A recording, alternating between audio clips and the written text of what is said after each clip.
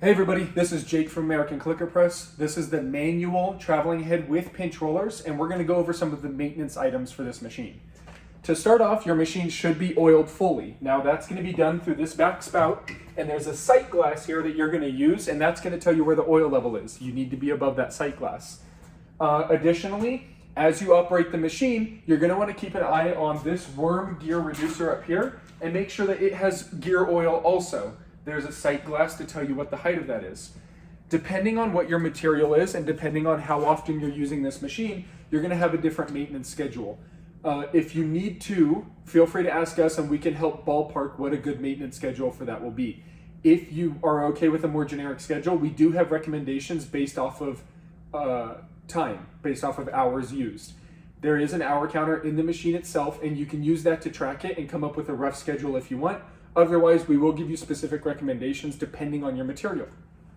If you're cutting a more rubbery material, something that's going to hold together, it's probably not going to need as much work. If you're cutting abrasives or you're cutting things that'll turn into powder or dust a lot easier, we do recommend a more accelerated maintenance schedule on that, just to make sure that your cylinders aren't getting gummed up and your motors aren't going to get overheated from pulling in that material.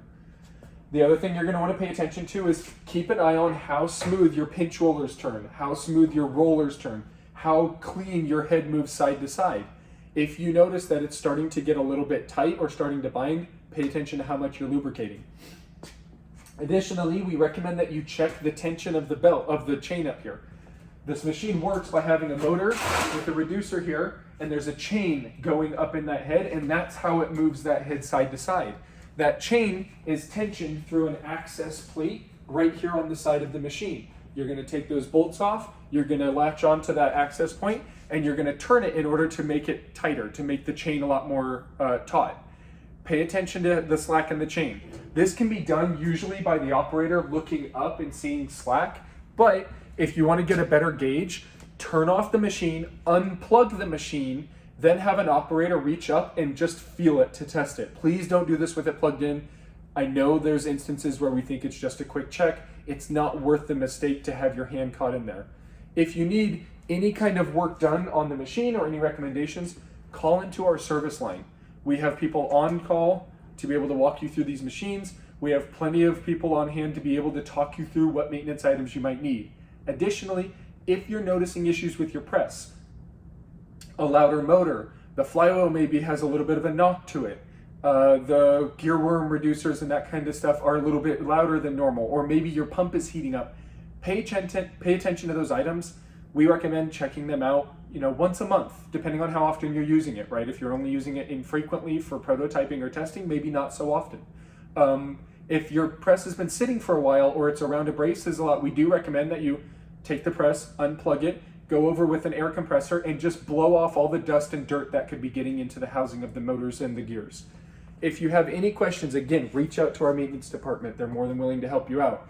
If you have questions about design features or safety upgrades or other elements that you need for these machines, especially levels of automation to be able to have material automatically feed and come off, reach out. We have design teams that are here to help you with that. We'll talk you through what we think is the best. The worst thing we can do from a company standpoint is undersell you on a machine, because you will pay money for a machine that won't do what you want it to do.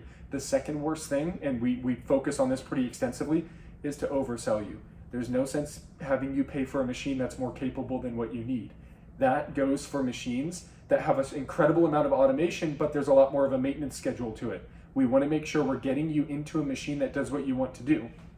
With machines like this, you do have the option of adding a roll stand on the back or a rewinder on the front to be able to help make your machine a lot more automated. This is the manual version, but we do have pinch roller versions and conveyor versions and sheet feed versions. Those versions also offer lots of elements of automation, but there are other maintenance items. So please consult your data sheets, consult your manuals, and call us if you have any questions about things. If you need a specific maintenance schedule, reach out. We can help you develop a maintenance schedule that will keep your machine safe, keep it productive, make sure there's no downtime, and also make it clear for your maintenance staff to know what the expectations are from Hammerhead. Thank you.